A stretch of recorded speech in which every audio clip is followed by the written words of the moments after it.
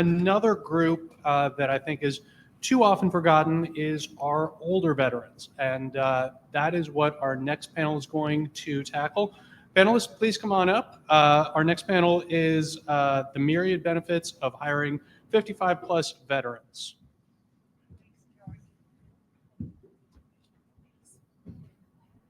All right.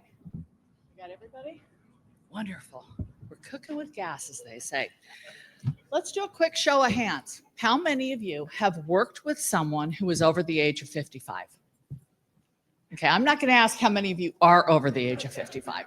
But when you first learned that person's age and you heard that they were over the age of 55, did you envision grandpa in a rocking chair on the front porch, kind of drooling with a blanket on their lap? Right? Remember when we were all young and 40 seemed like the end? Well, today we know that by the year 2031, 25% of the workforce is going to be over the age of 55, which is unbelievable. And when you combine that with someone who's got a military background, that's not just a good hire, that's a game changer. So we're really excited to talk about this workforce who meets that demographic, but also brings the skills and the training and the experience of military talent. So my name is Lita Citroen. I run a boutique reputation management and personal branding firm out of Denver, Colorado. So yes, it was a trek, but I'm really happy to be here. I help global executives around the world really build their positioning, find their voice, and become notable in their target industries. I'm also a civilian with absolutely no military connection. And in 1990, I learned that, or actually 2009, I apologize, I learned that nobody was teaching the military what I do for a living, which is personal branding, competitive advantage, online positioning. So I decided to help. I've written 7 books. 3 of them are targeting veterans in transition. How do you come into the civilian culture from a civilian standpoint and really build that reputation? I'm a LinkedIn learning instructor. I worked with LinkedIn to actually stand up their commitment to bringing veterans onto the platform, and I have courses there. I write for military.com for about 12 years, and I'm going to be writing about this fabulous event. I work as an executive coach and a public speaker. I train on military installations around the country, both for the military side, and then I also work as a public speaker, keynote speaker, and I teach in the monthly TAP program at the U.S. Air Force Academy. I am also on the board of Project Sanctuary. For any of you focused on military families, please let's have a conversation because those families need a lot of help right now. I do all of this out of gratitude for you and your family's service to our nation. So thank you from my family to yours for my freedom. We have an amazing panel today, and I want to briefly introduce them, then we're going to get to some questions. And they all had these really long bios that we shored up because what's going to come out of their mouth is so incredible. So first, Sujal Kapadia is the co-founder of Jeevan. Anybody heard of Jeevan? It is an online platform for older American employment, right? It's like going to be the Indeed or the LinkedIn, don't tell them I said that, for older Americans, right? So how do employers hire from this workforce? How does this workforce actually access employment opportunities? Fabulous platform. Charlotte Mather-Taylor comes to us from Florida. She's the board president for CWI Works, an organization dedicated exclusively to job training and placement for older Americans, 50 years and older. And she is the CEO of the Area Agency on Aging of Broward County and the president of Florida Association of Area Agencies on Aging. That's a mouthful. That's a lot of work. Rich Luby, right here, is the head of career services at Code Platoon. And Code Platoon transforms veterans, active duty military members, reservists, guardsmen, military dependents into technology professionals through an immersive hands-on educational process in career services. Last but certainly not least is Nicole Orlando, who is the director of veteran transition at the NYC Department of Veterans Services, where she oversees a portfolio that includes entrepreneurship, employment, education, transition, and special events. So if you do work in the veteran space in New York City, you probably know Nicole. Thank the panelists for joining us today, and I'll kick off with this question.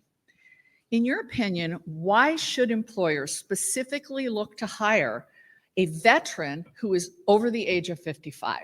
And Sujal, I'll start with you. Why particularly this group? Thank you, Lita.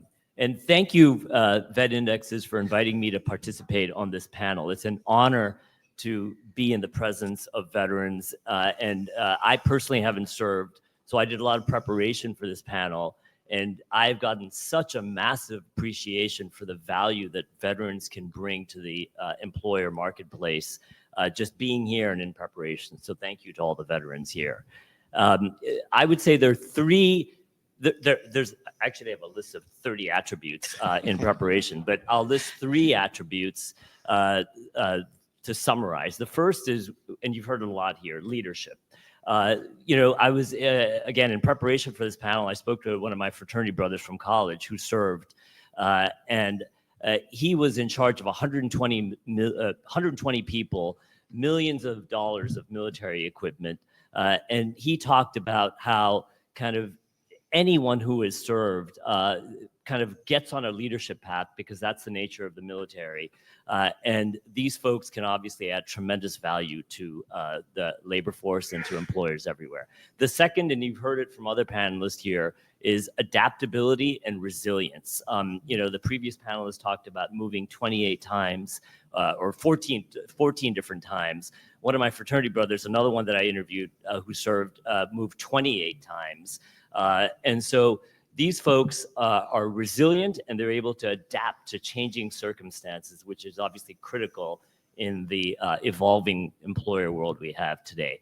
And the third is an interesting one, which is, again, in preparation for this, I was talking to someone who has served, and they talked about the incredibly strong kind of physical and mental shape of veterans.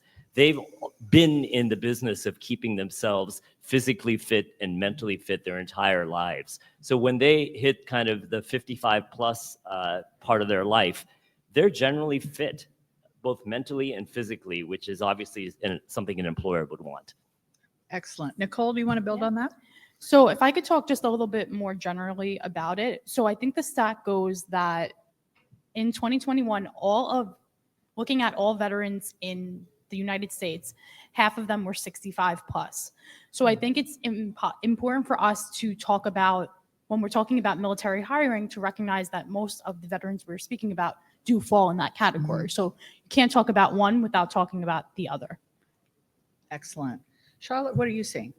Well, one of the things that wasn't mentioned just now, but has been mentioned frequently, is leadership. And leadership is so important because veterans exercise leadership all the time. And when you come into the workplace, they make excellent leaders in their positions.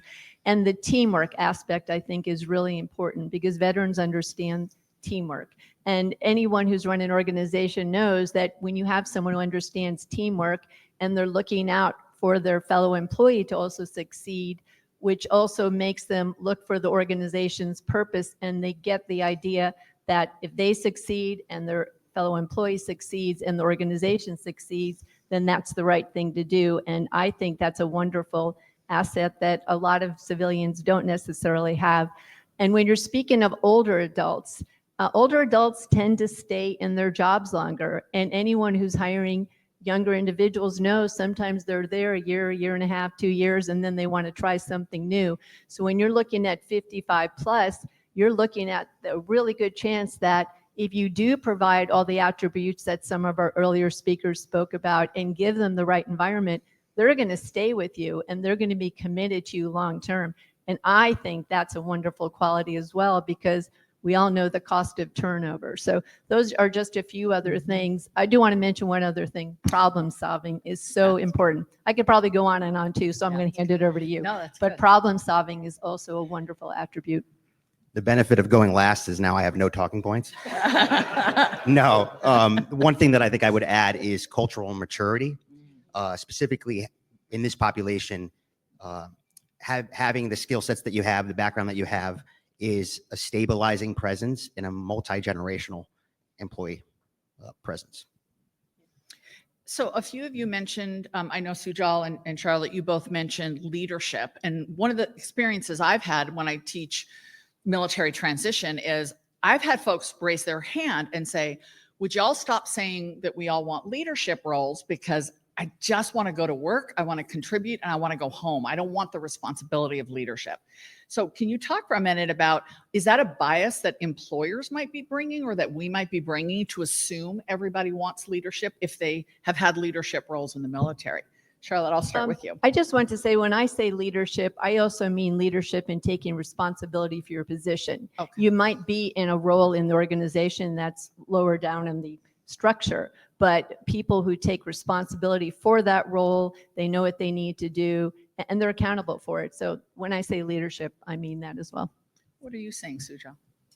Yeah, that's a great point. You know, the reality is, whether it's kind of, you know, the leadership that Charlotte just mentioned, or kind of formal leadership, you know, so many of the folks that we work with in our own organization, as Lita just mentioned, just want to kind of work in perhaps even entry-level-ish roles, or kind of line roles where they don't have to worry about leading other people. But the fact that they've led or kind of have strong responsibility and a strong work ethic, and know how to kind of collaborate with others, both kind of people of their own level, subordinates or leaders, just kind of adds a whole new different value-added dimension for what they bring to the table.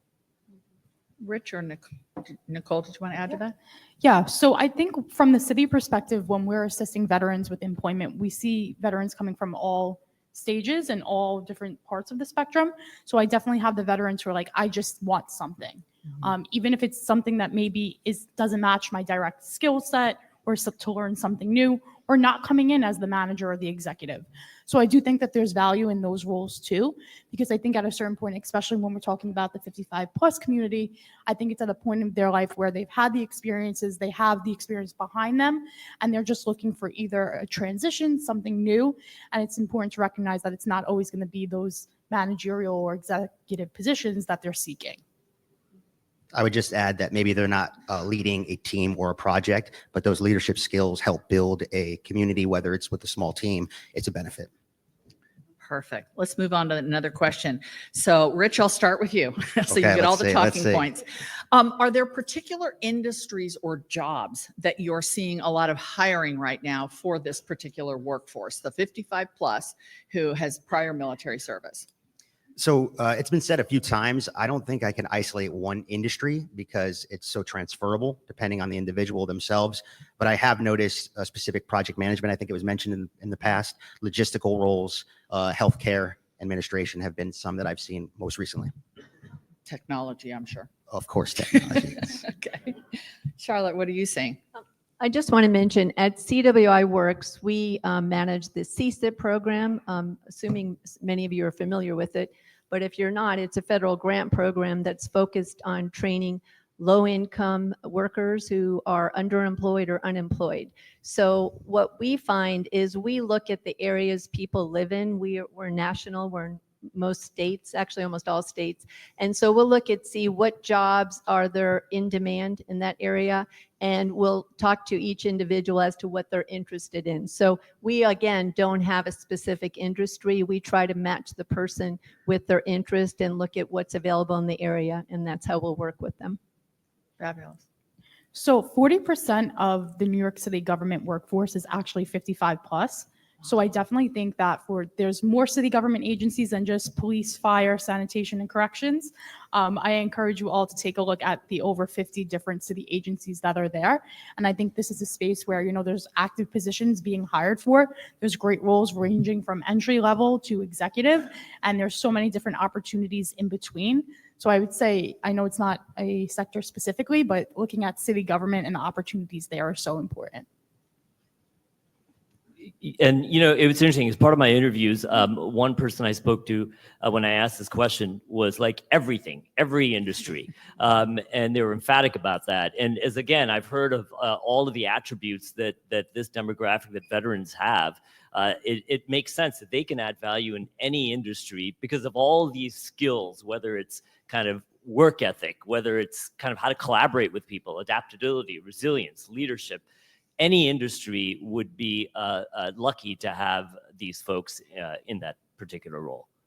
Yeah, I know I've personally coached folks from this demographic who have gone into publishing, right? Because they have really good writing skills or editing skills, technology, as you mentioned, healthcare, sports, coaching, being sort of a mentor, a guide in those areas, education. So I think sometimes I love what you said, because I think sometimes we do think of, what could they physically do? But, keep in mind, we hire people for their minds too. And these are powerful minds. So thank you for that.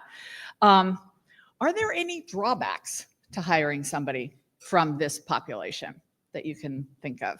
I know that wasn't a question we talked about ahead of time, but you're doing so great. And let's think on the fly. Are there drawbacks? I'm going to turn mine off right now. Okay. I just think that there might be stigmas in the sense of the transferable skill sets. I think that is the biggest barrier. And so breaking those stigmas for employers, I think is the first step. You mean misperceptions? Yes. Okay.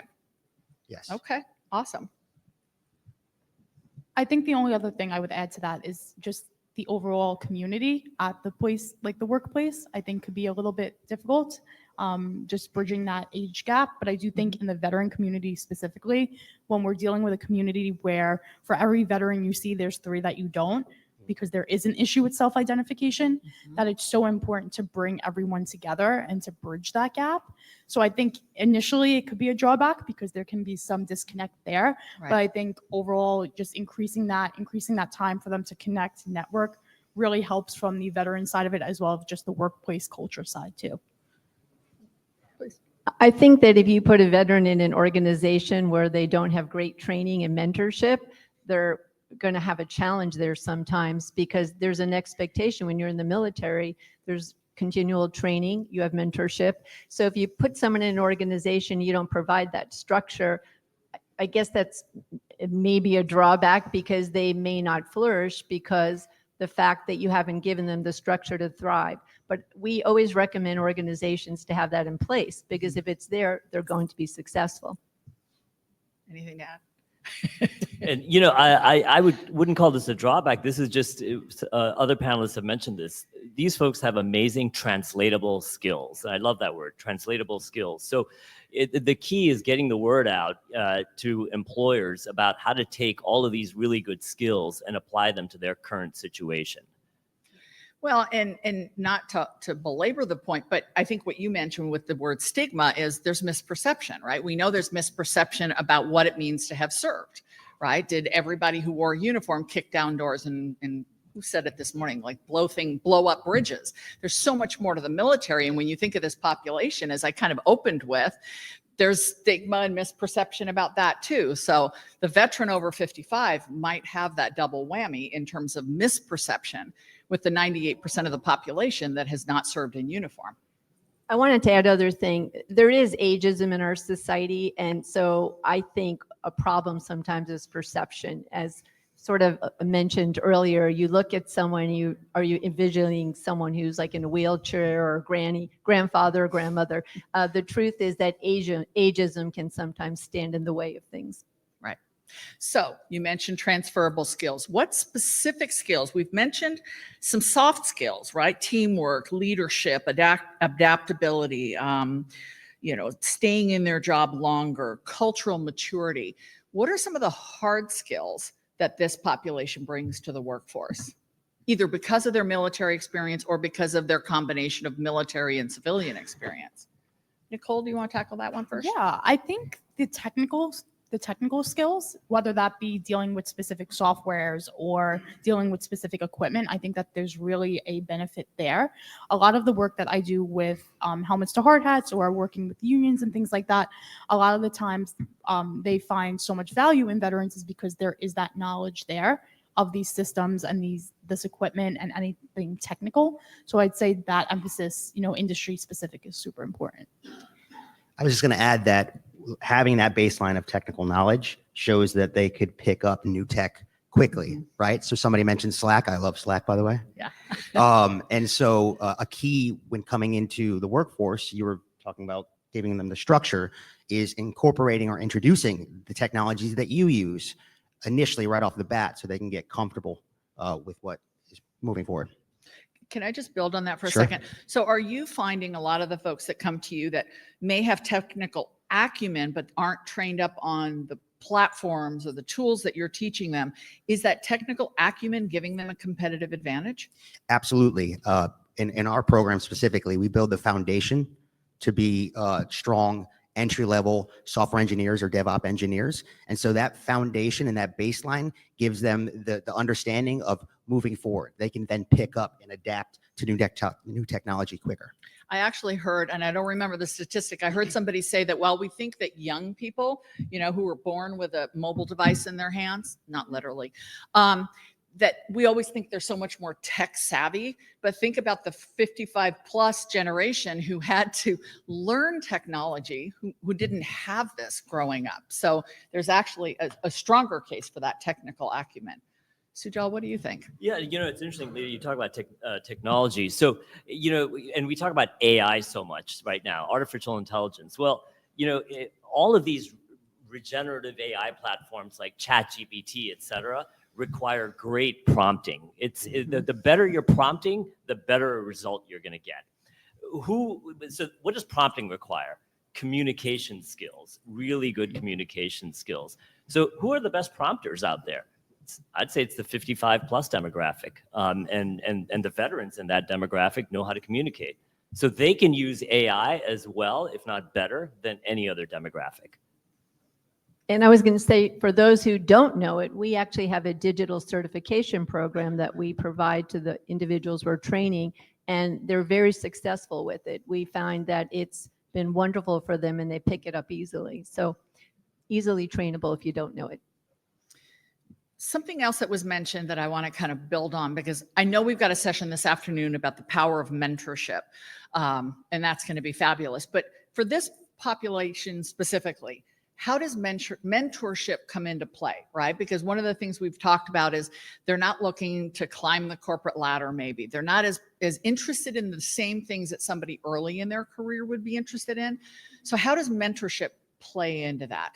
Nicole? Yeah, I think it's a big piece of bridging the gap. And I know I said that before, but I really do believe that it's a way where someone who's being mentored or the mentee can feel that ownership and being a part of something greater than just, being at a company and working. Mm-hmm. So I think it's important for not only the skills, experience, insight that they're providing to whoever they're mentoring, but I think it's also what they get from actually having that additional role and feeling pride in that as well. And I think it just speaks to that retention and wanting to stay somewhere where it's a more inclusive environment. Saying inclusive environment, that's the key, right? So you're only as inclusive as your current employees, right? So if you're focusing in on any subpopulation, you want to make sure that you're mirroring that community, and so that you are expressing, where you're going with what X initiative, and bringing forth people that they feel comfortable enough to self-identify, and that goes into, let's say, veterans at 55 plus being those mentors to assist the new hires. Well, and it's interesting because we always think of mentorship as being the older is going to mentor the younger, but I've actually seen situations not in the military space, but on the private sector side where it works the other way around, right? So we have intergenerational mentorship where young people are teaching the more mature. We don't use the word seasoned to describe older workers because you season a chicken, you don't season a person. But those more mature or older workers are mentored actually by younger employees who can bring them up to speed on some of that technology. What are you saying in terms of mentorship? Yeah, that's a great point. So there's been a ton of research about the benefits of multi-generational workforces and how when you bring together older adults with younger adults working together, 1 + 1 is greater than 2. And so that mentorship, the reason 1 + 1 is greater than 2 is because you're getting mentorship going both ways across so many different kind of skills.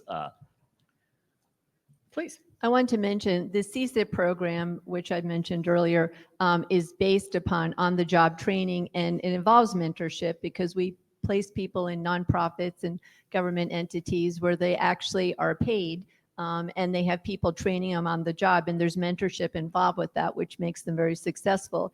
And often they get hired by the organizations they're working in, but then often they don't as well, where companies will then will place them in those companies afterwards, and they already have that on-the-job training and the mentorship they got while working in the nonprofit. Fabulous. So last question before we take questions. How can employers ensure the success of this 55 plus with a military background employee? How can we ensure success? What are some of the steps that we can take? Sujal, I'll start with you. That's a great question. So, someone mentioned it earlier.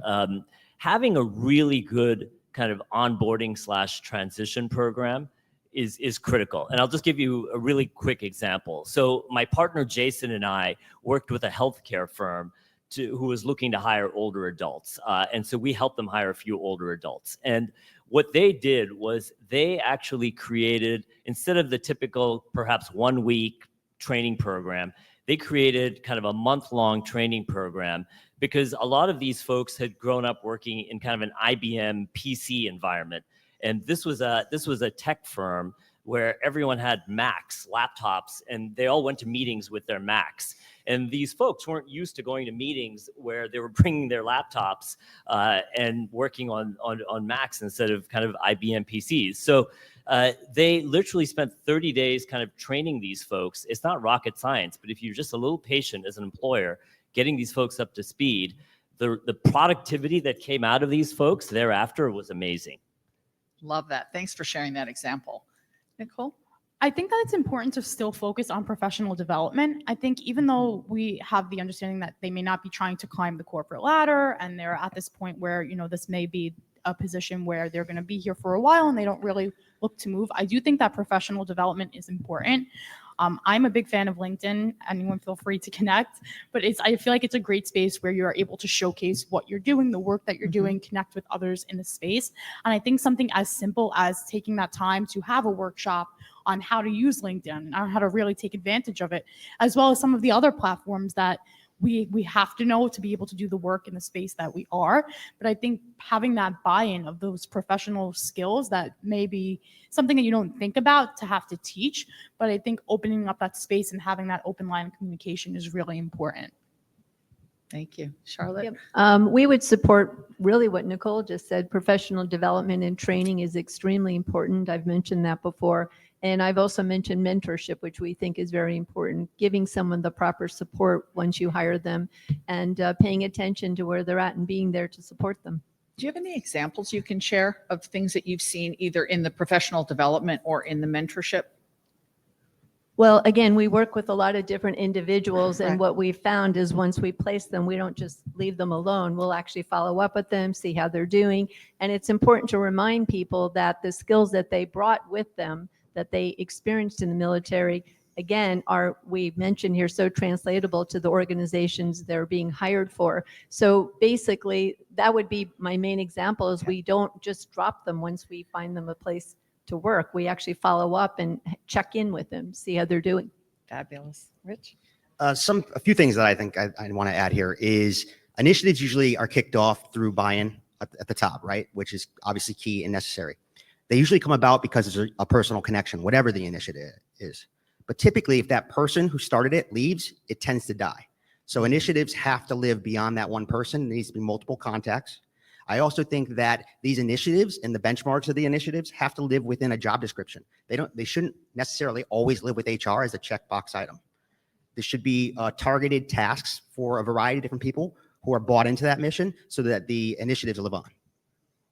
Love that. Well, before we get to questions, any other thoughts that you didn't get out that you want to mention? Anything that was on your notes? You mean my napkin? That's my What's pocket. that? You mean my napkin? I have my napkin here. Oh. I didn't know if we saw it. Okay. What questions do we have? Oh, please. Okay, someone's going to be running.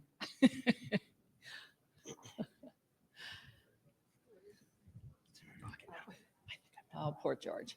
Getting a lot of exercise. Thank you. Hi. I just heard two words that are very important: IBM and training. We have a great partnership with IBM. They provided us with a series of training called Skills Build. I got that right? Not to be confused with Skill Bridge.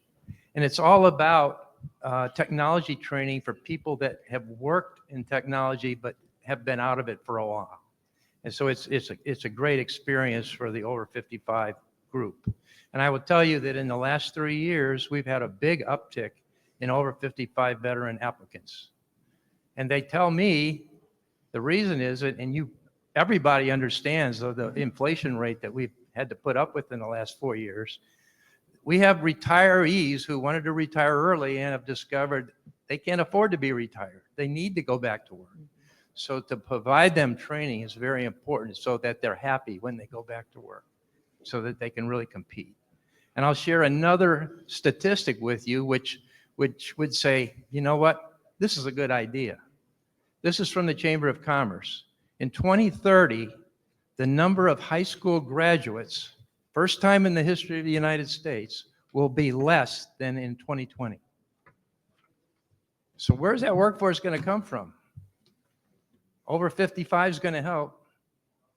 And without getting in any detail, we've got to fix the immigration system to get good people into this country that want to work and want to be productive in the United States. So we're going to have to find a bigger workforce. So Thank you so much. Thank you, Charlotte. I wanted to say, I think it's really important for employers to be open to interviewing and hiring veterans over 55, because unfortunately, the fact is sometimes HR departments will say, oh, over 55, they might have high health insurance, they might be out a lot, there may be a lot going on there. And those types of biasnesses need to be looked at. And so I think it's important to have that open-mindedness, because it's true, we need our 55-year-old employers and employees, and we need to look at them in a different way because they make great employees. Yeah, and don't get pregnant at the same rate as someone in their 20s. Exactly. You know, I'm not saying it can't happen, but Patty. So I wanted to just mention something probably everyone in the room knows. So we have a very young force. If you've got a 55 plus veteran, more than likely they've been in the workforce outside of the military, because more or less they leave when they're 30s and 40s. But so that's something to think about. And my question to the panel is it off-putting to say we're looking for 55 plus employees? How do you look for, because I think it's, it's against the law to ask them how old they are. So how do you look for people that are a little bit older, but you're looking for that maturity, that experience? And let's not forget, there's an awful lot of federal employees that just got laid off that are probably in this age bracket that are exceptional employees. And that's a really great talent pool. And just one last thing, I got it wrong. It's myseco.militaryonesource.org, not the other way around. That's what I get for trying to write my own comments.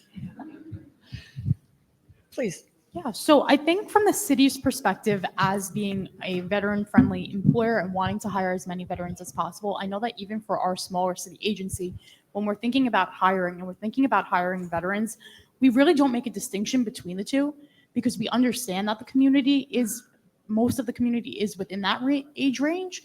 So I think for us, it's just a matter of wanting to hire veterans, wanting to hire the best candidate for the job. And I think it's separating everything else from it, which I know is easier said than done.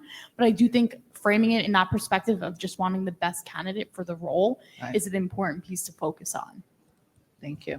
Did you want to add something? I was just going to add, I also think being very strategic in your job description and identifying specifically, looking possibly at other industries or other competitors that have hired for similar roles to see what they're utilizing to get that talent pool.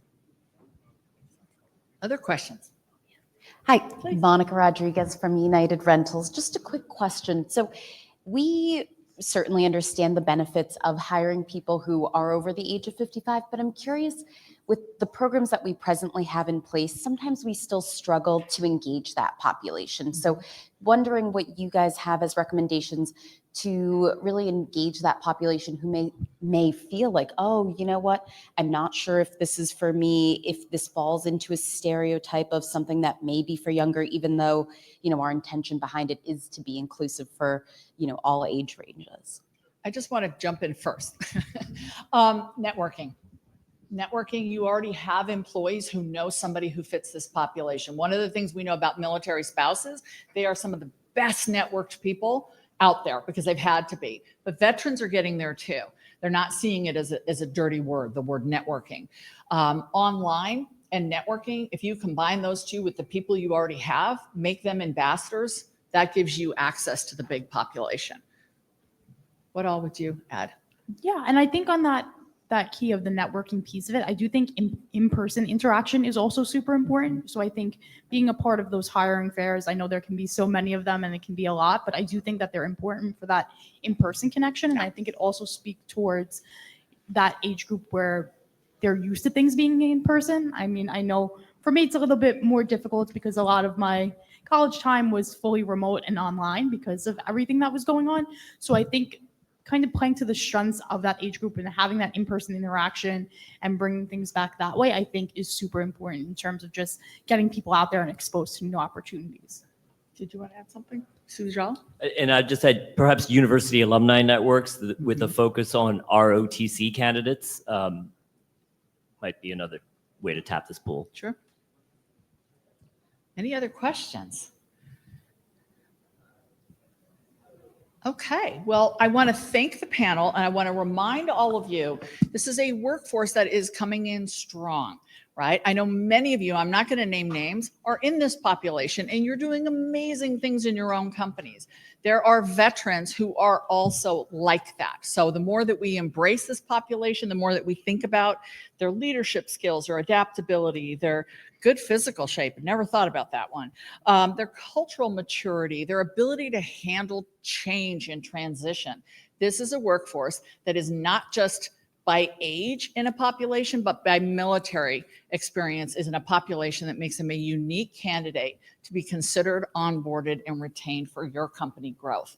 Thank you all for being with us, and thank you all for your time today. Thank you. Thank you.